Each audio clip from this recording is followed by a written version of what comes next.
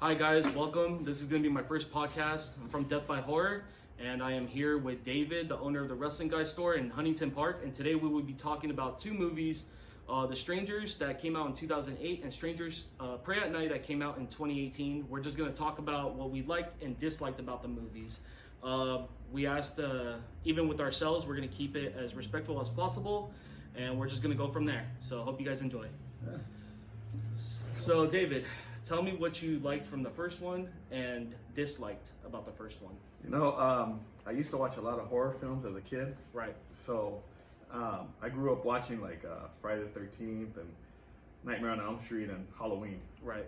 And they never, when you get older, they come off kind of cheesy. Right. So I ain't gonna lie, when I saw the trailer for The Strangers, and then psychologically, they mess with me. Oh yeah. The trailer said, I think, inspired by true events. Right. They were both stories were actually by two. Both movies were inspired on true events. Yeah, and see, that scares the crap out of me. Right. So, I didn't go see the first one in theater. Okay. I ain't gonna lie. I actually saw The Strangers Prey at Night first. Okay. My 15-year-old son loves horror films, so he watches. He wanted to see it so bad. He wanted to see the guy right there with the pillowcase. Gotcha. And just the whole trailer scared me. Right. First one scared The me. first one. Yeah. Okay. But then when I saw the second one, I watched it and I was like, okay, I like that the second one. What I did like is the second one really doesn't tie in. Yeah. much to the first It's one. they're both their own story. Yeah. So you didn't really need to watch the first one, in my opinion, to understand the second one. Yeah. But you did have to watch the first one to understand, to get the references, Mhm. to understand the references in the second one. So Yeah, I think that's the only thing. That's what I really liked is that you can watch each one separately, and there was no specific order. I feel like that was smart by the filmmakers, but like you said, you do kind of need to watch Right. the first one first. But the second one made me okay. Let me go watch the first one, and then when I watched the first one, it was creepy. It really was. Because I imagine sitting at home.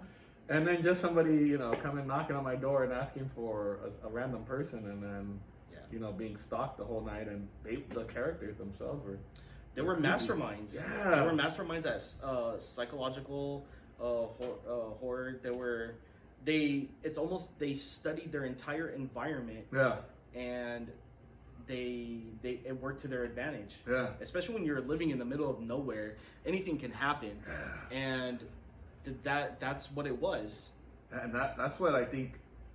Just at first when the movie started, so if you've seen the movie, I think they come back from a wedding, Yeah, the first one. and they're like not speaking to each other or something. Right? Yeah, so just so you guys know, I actually watched the movie last night to get a recap on it, and the whole reason for that, when you see them coming.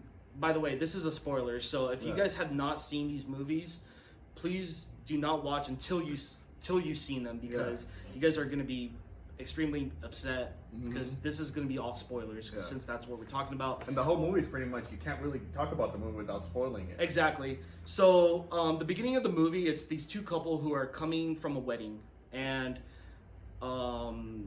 the guy, I'm sorry, I forgot the characters' names and even the actors' names, but the guy, his hope was to propose and go to this his friend's trailer, Right. and there's rose petals everywhere, set up like this romantic scenery, but she said no, so she rejected him. That's right. And that's when everything just it fell apart from beginning, and the horror just began from there. Yeah. Did they ever explain why she rejected him? I can't remember. You know what? As I was trying to watch it yesterday, I don't know if I missed it. Yeah, and I feel like they never really. They never really explained. Maybe she wasn't ready. Right. I don't know. I mean, that was such a big commitment. Yeah. So It was. they didn't really say. Did they do it out of sympathy, maybe, like for you to feel sympathetic for when the horror and the torture begins? I don't know. I mean, that's a good point. But for me personally, if I was the director, I'd probably think I'd probably be like, let's just make it this last night as miserable as possible, just to go with it. Because even in that movie, when they're being right before they were gonna get attacked, before the first knock, they were about to get it on. Yeah. You know, and so I think they weren't married. I think she didn't want commitment. I think they wanted to be a couple. Right. Yeah, it makes sense. And then it makes sense how they kind of help each other. Yeah. During you're like, wait a minute, weren't you guys just hating each other? Like, well, I mean, at this point, I don't think they had much of a choice to try to stay alive. You know, it's like, hey, we don't need to be together, but let's just try to beat these three or however many there is to stay alive, and then we'll go our separate ways later. Let me tell you something. If I proposed to you and you rejected me, I'd leave you there to die. Yeah, but remember, I wouldn't come back for you. But remember too, they didn't really have anywhere to go. That's true. In the movie, the guy explains that he's calling one of his friends, saying that, hey, I know you're drunk, but whenever you get this in the morning, come pick me up, because his plan didn't work out the way he wanted to initially. So it was a good build. I thought it was good. I just think I don't think there was anything really that I disliked about the movie. Like, just the whole story from beginning to end was good. The ending, without spoiling it, was perfect. Like the ending, so not all the way to the end, but maybe about 5 minutes before it ended, I did like the fact that they took off their masks and had them both couples tied up, and they stabbed them multiple times. But the reason why they took off the mask, I think, was the message is, right before you die, you're gonna see who I am. Mm-hmm. You're gonna look into my eyes. Not only into my eyes, but you're gonna remember my face. The last thing you see is my face before you die. Yeah. And I thought that was a strong psychological message. That was brutal. And as an audience, you question whether maybe, just maybe, in my opinion, was it personal? No, it's not personal. No. They, even in both movies, they didn't even have a reason to kill anybody. They just did it for the hell of it. Yeah. They say, why are you doing it? Like in the first one, they say, why are you doing this to us? Because you were home. That was the answer. Because you were home. Makes me not want to be home. As for the second one, there is one thing about the first one I really did like. Oh, what's up? That gave me like goosebumps. Yeah, when the friend comes, I think, right? Oh yeah, and Glenn Howerton, I believe that's his name. He walks in, and just the way, without spoiling, but the way he dies is just it was brutal. God. And it was such a misunderstanding too. More psychological. Yeah, and even when I saw that, because I actually saw that movie a couple years ago. Honestly, I totally missed it for some reason. When I saw it, I had the same reaction as my friend did, who I recommended the movie. I was like, the Golden God is in that movie. You know, if you don't know that reference, it's Always Sunny in Philadelphia. So check that out. That movie was the first one was good. The second one, so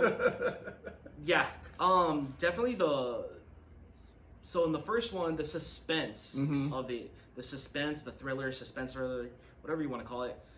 It was definitely there. Right. You know, it was just scary, like somebody's knocking on your door multiple times, and then at one point they're hiding in the basement or whatever. Right. And they see the girl just staring at them. Yeah. Yeah. You know. So, but how would you rate the first one on a scale of 1 to 10? That's tough, but I give it an 8. An 8. Yeah, just because it scared me with the trailer. It messed with my head during the movie. Right. I don't feel it was the typical horror film. Like I said, I grew up on the cheesy horror.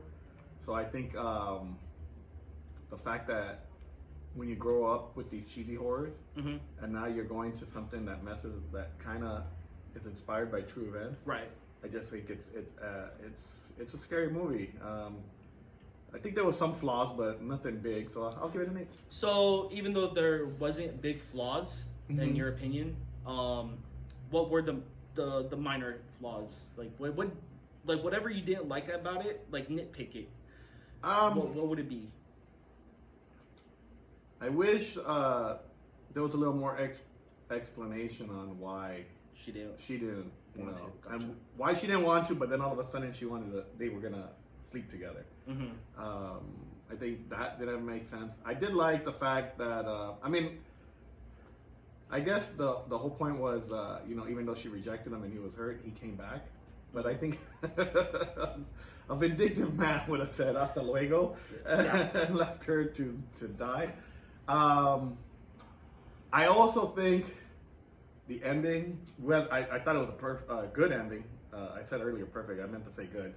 I do think that with the overkill at the end, you know how you said he kept that.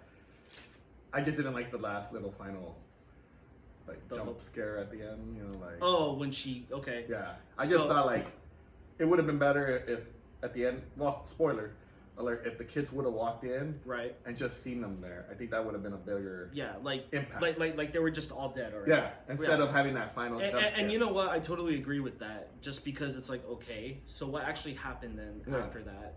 Yeah. It kind of leaves it a cliffhanger maybe? Yeah, like did she survive? Did she die? I just think it would have been a stronger effect for me personally. I mean, for example, Halloween H2O. Right. When Michael's head gets cut off. Yeah.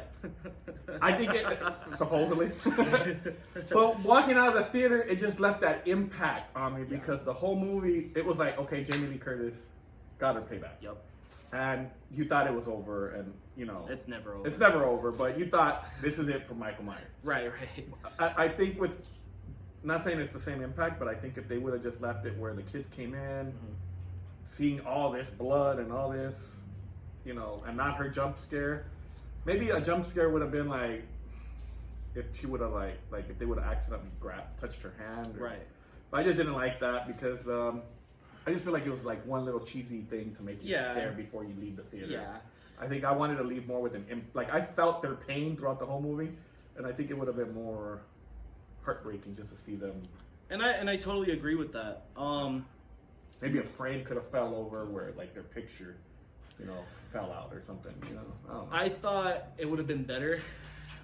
This is just me nitpicking, and my personal opinion. Where if the kids would have just walked in and they would have just saw the 3 dead bodies on a couch, just laid there. Yeah. But maybe just like watching TV, like, or just laying there. Yeah, and it's a good thing that you mentioned the TV. Actually, if there was like a TV scene sitting in front of the couch, it would have just been static for me. Yeah, I thought that would have been great. Yeah, I think that would have been perfect with part 1. But that's the only problems I had with part 1. My problems with part 1 is that there were some things, or maybe it's because in today's generation we're not used to not being without our phones. Oh yeah. Okay, so in those movies, they're always without their phones, and it's ridiculous. Or, I mean, me personally, if I see my phone battery at 20%, I'm like, I gotta charge it. Yeah.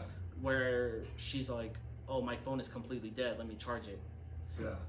So it was very hard and difficult to call for help, to call her boyfriend or whatever he is after he got rejected. Yeah. Or just anybody in general. And then it was so sloppy of them to not react. Like, for example, he tells her, go hide.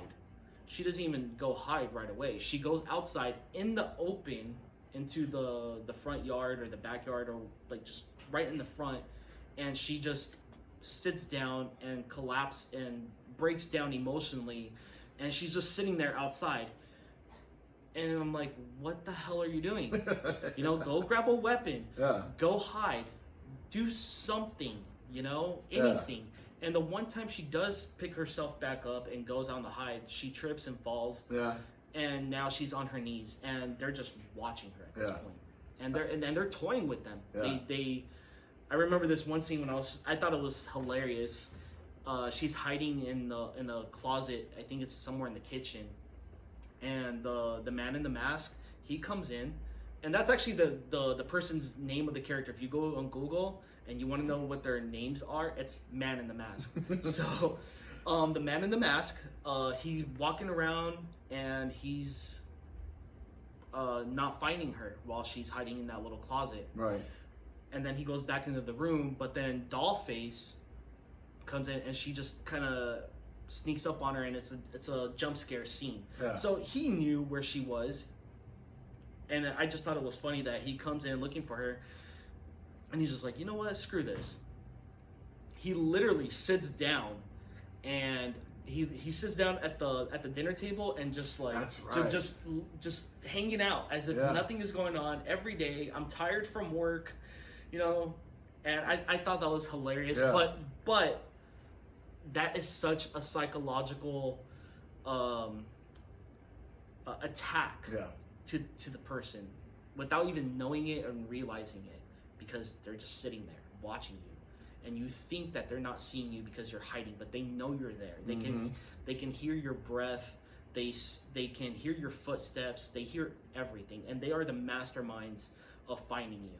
Yeah. But again, my thing is just unrealistically not having a phone, or this scene really pissed me off the most. Okay, so I'm sorry, but he's in the car. The guy's in the car. Right. And he sees the man in the mask. And then he also sees somebody coming from him from behind, which is the pinup girl in the truck. Okay.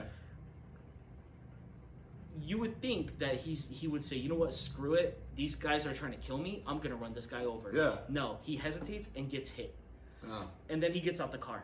Next thing you know, he's standing with, I can't remember, I'm sorry. It's either with the knife or the shotgun. He's standing, and then he sees a person running from the side, and instead of going after them, he just sits there, and it's like, dude, do you not realize that now they're coming up with another plan because you're not on the attack? Right. But I can also understand one thing. To his mind, at first there was only one person messing with them. Now he's seeing two other people. So in reality, you don't know how many people are out there when there's actually only three. But because they're the masterminds, they studied their entire environment. Although they're three people, but they run around as if they were their own little army. Yeah, I think that's what makes it scary. Is, it's a very psychological movie. Yeah, it scared the crap out of me. So now we're gonna talk about part 2, which is Strangers Prey at Night. And before we get to that, I just want to show off some of the collectible stuff that I have because I want to just show it off. So from Trick or Treat Studios, we have Dollface. All right. Now I know their names. We also have. I thought this was Betty Boop Girl. Yeah, I wish. Pinup Girl. That is creepy. These masks were actually creepy. These two. Yeah. This one, I think. It was simple. It was simple, but it was so scary. But it made it work. Yeah. Now, I just want to let you guys know that this is Man in the Mask. Okay. Now, for some reason, I'm trying to figure it out myself. This is actually one of the rarest masks that you can find. I can find the other two anywhere I go. I go to horror conventions, stores, you name it, whatever. Even on eBay or Amazon, I still can't find this mask, so I'm very happy to own it. Also, there is no factory-made Strangers or Stranger Prey at Night figures or dolls or anything. But I do want to show off some of my custom ones. They're not perfect, but I think they are still awesome. I still wouldn't want them in my room. So again, this is Pinup Girl. Okay. So again, this is custom. And then this is Dollface. All right. She annoyed me, by the way, in the movie. We'll get to that because I want to know which one. And the Man in the Mask. Okay. This one came out probably the best one. So again, same question from what I asked you the first time. What did you like and didn't like about the second one? Part 2, I think the jump scare, not the jump scares, but the psychological part of it, I think was done with. I think they went more with like jump scares and violence. So overkill. So the psychological, you believe that they dropped the ball? Yeah, I think they dropped the ball with it because I think they were trying to recreate part 1, but it just didn't come out the same. Right. I think it was more. I think part 1 was more like, okay, we're gonna put this movie out there and it's gonna mess with your mind, and I think part 2 was more like part 1 made money, so let's try to recreate the magic, and it's just never the same. Right. I did like the story. I mean, I like the fact that they decided to do it in a trailer park. I did like the family setting. Okay. But then I didn't like the cell phone thing again. It just kills me. It drives me nuts. Especially because this one, It's was more modern. now. It's way more modern. Yeah, it's been 3 years, 4 years supposedly. That's the first one. I think it took 3 years to make the second one. 2-3 years later. I mean, are you talking about for the story? Well, no, just the movie. No, it was 10 years apart. Okay, 10 years apart. Yeah, the first one came out in 2008. This one came out in 2018. Okay, so you would think, I don't care if it's been story-wise, I don't care if it's been 10 years. Right, but you right, would think that somebody would say, there's no way in hell a teenager would go without her phone being fully charged. That's what I'm saying. Especially now. It's 2018. I mean, you have Instagram, you have Twitter, you have Facebook. I mean, hell, YouTube. Some people are even creating MySpace. Yeah. I don't get that. So you can't say, okay, a teenager is going to be without her phone. You can't. No. And it's not even just one teenager. There's two teenagers. Yeah, two teenagers. And it's and one's a rebel. Yeah. That's why she's supposedly going to boarding school. Boarding school, yeah. Oh, they say she's a rebel. She's going to boarding school. That's another issue. They mainly said that she got in trouble too many times in school, and the parents thought sending her to boarding school will get her act straight.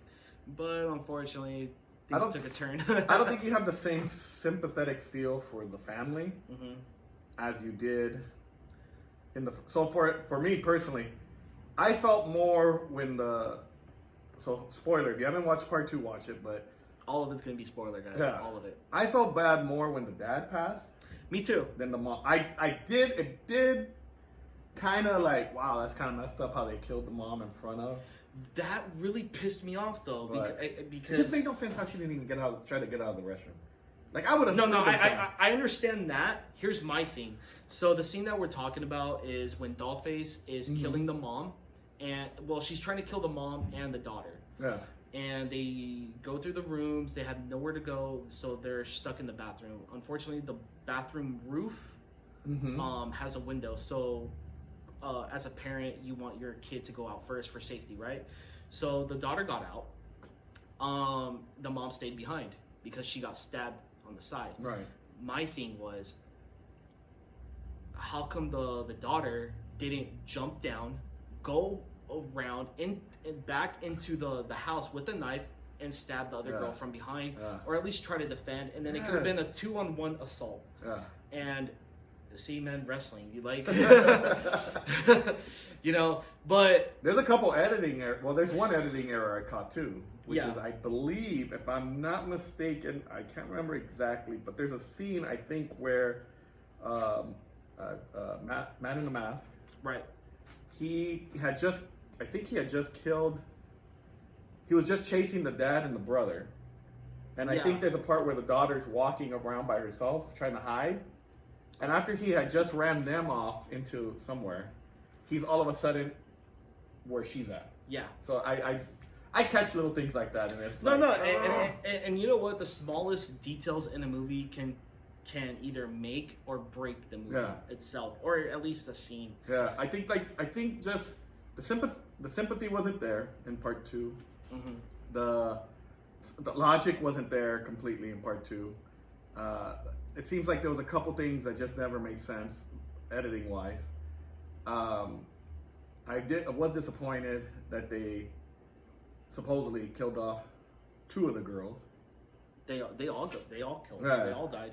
Well, I say supposedly because I saw somewhere that in the director's cut, I guess he's not dead.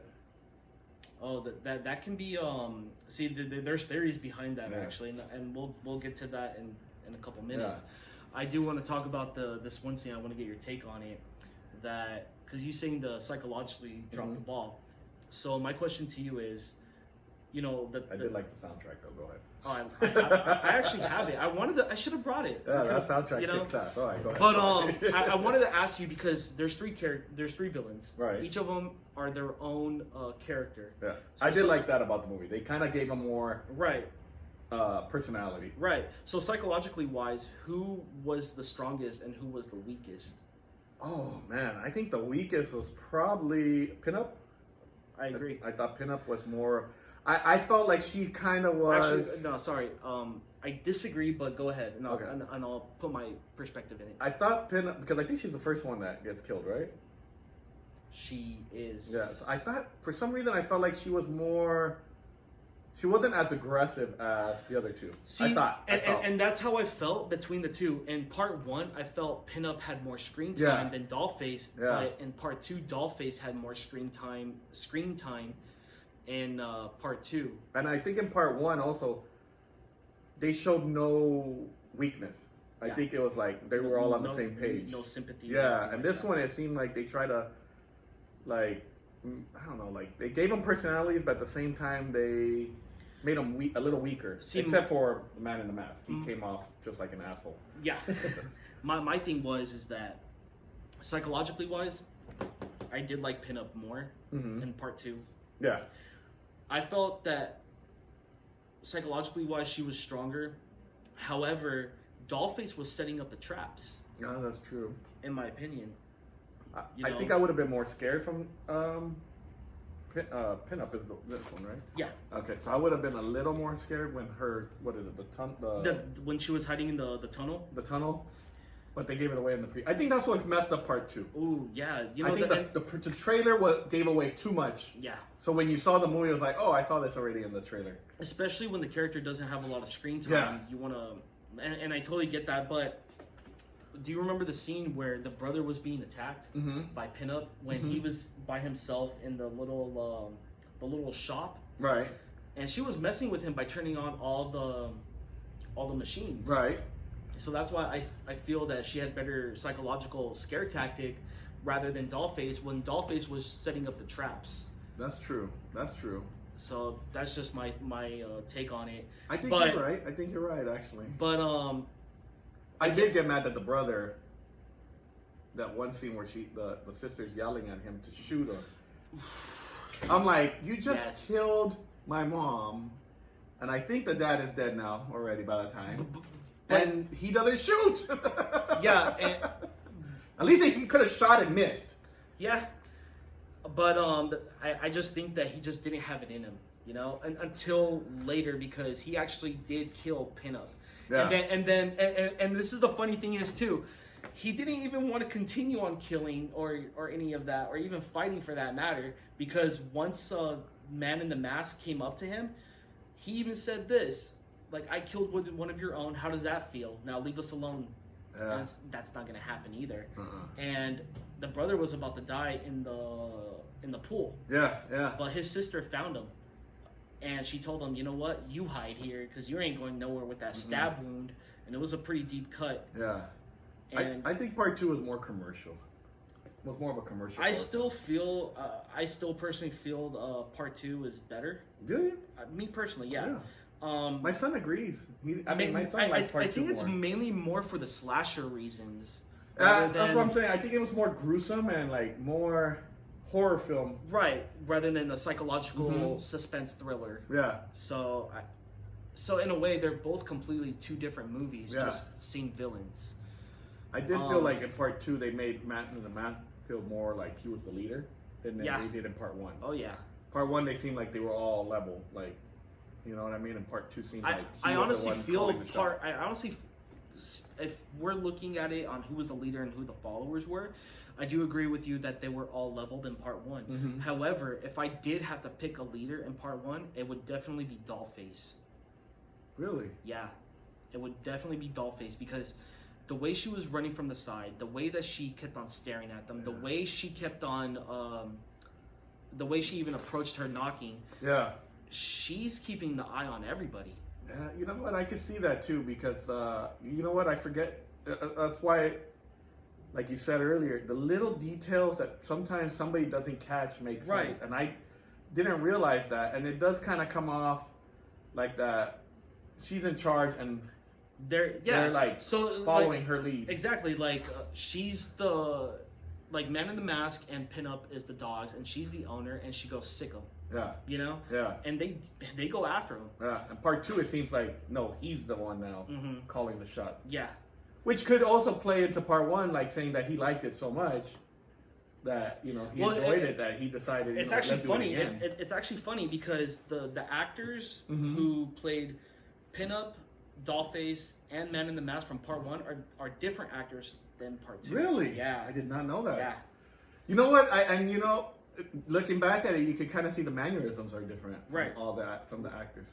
Maybe that's why I like part one better. I thought the mannerisms. And were I don't know better. if you remember this too, when in part one, and this is actually my favorite thing about these movies, and it's the smallest detail ever, but it can also be really big because it's the whole reason why they're doing it. So in part one, when the two couple were tied up, they asked, "Why are you doing this?" Dollface, she replies, "Because you were home." And when she said that, man in the mask just turned his head, like he just looked at her as if, why are you even responding? You know? Yeah, I remember that. And to me that was kind of creepy. Yeah. Because did she break the rule that they made or whatever? But I think at some point they were just like, screw it, they're tied up, they're defenseless, we're here, let's kill them. Yeah. And they did with their masks off. Right. Same thing in part two, where the teenage daughter,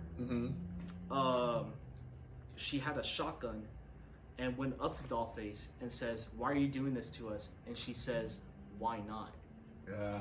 And I thought that was the most awesomest answer from a killer, because it's like, you don't even need a reason to kill anybody at this point. They're just doing it for the hell of it. It's for fun. Also, too, you would suspect that the family would say, "How come there's nobody around?" That's what I wanted to know. You know, they were gonna go visit their uncle, who were who were murdered in the beginning of the movie. That death was pretty gruesome. That was awesome. Mm-hmm. I was actually hoping, and they actually have a dog too. Yeah. And the whole time I'm just like, kill the humans, leave the dog alone. You know, and they actually did. Yeah. They left the dog alone. I thought it was, when you first watch it, you think everybody's dead. But yeah, and I thought that was awesome because it was the brother and sister who found their dead relatives. Yeah. Because they were the sister ran off somewhere. The brother went to go chase her down and trying to talk to her and give her advice. You know, like brotherly talk, advice, whatever. And they're walking. They see this cabin. Mm-hmm. They see this cabin and the door's open. They go inside and they're just having fun. They see a tequila bottle or a whiskey bottle, whatever it is, a liquor bottle. And they say, "How about we take a shot or two or three?" And then the brothers are like, "One." He's like, "Okay, fine." So bam, he takes a shot. Then they start hearing a noise. I think it was the dog. Yeah, yeah. Right? I think it was a dog crying. I'm not sure. I don't really remember. But they hear some kind of noise. They go inside the room and they find the relatives dead. And then that's when they start freaking out. Yeah. They run to their parents' house, right? And it's funny that the parents are catching up to them. So they meet up in the middle of nowhere, and the guys go their one way, and then the girls go the separate ways. When they get back, the teenage girl realizes that the phones are destroyed. Yeah. And then that's when the horror and again, begins. Why the phones aren't with them? Yeah, I'll never figure that out. It's just ridiculous. I think about this the whole phone thing. This movie for me, I give it I'm sure you probably rated higher, but I gave it a 7. Ooh, yeah. For me, it was a 9.5. I do like. Before we wrap up, I did like. What I like about horror films, and this is why I'm a big fan of Halloween compared to the other ones, and of course we'll discuss those movies later. Yes, we will. The reason I like Halloween, the first one, and the reason I like Strangers is because I've always been into. Give me something that's realistic. Okay. And I thought Friday the 13th Part 1, was cool.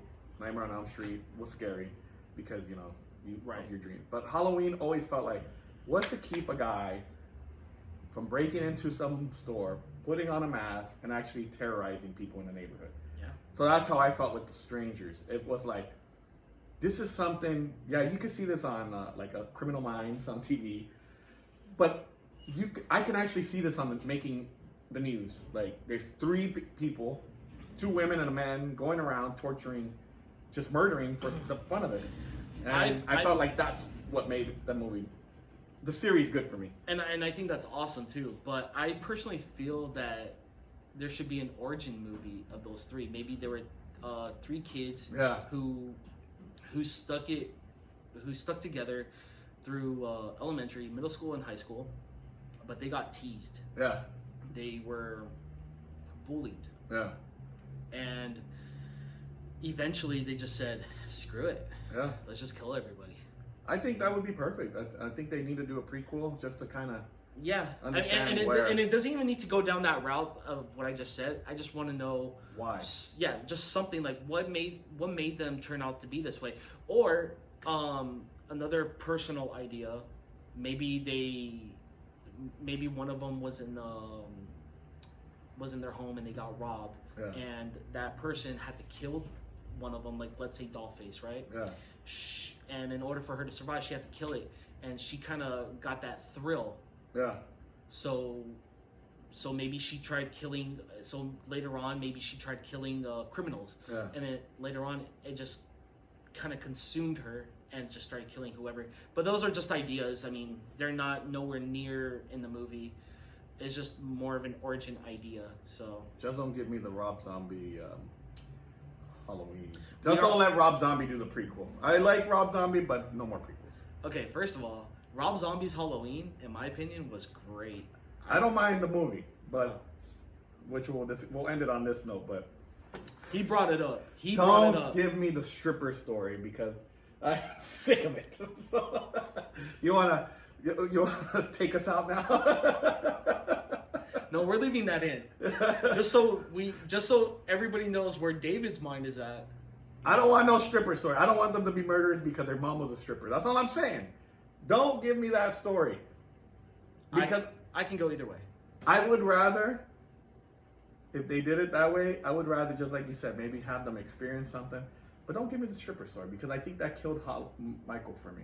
Because we never understood why he was the way he was in John Carpenter's. Okay. And I think that's what made him scarier. We're going to talk about that. Just not know. All right, go ahead. Go ahead and take us off the show. No, but before we end this, I want to give a special thanks to David and the Wrestling Guy Store. I know for those who follow my page, I know you guys see I post some wrestling on there. I freaking love wrestling.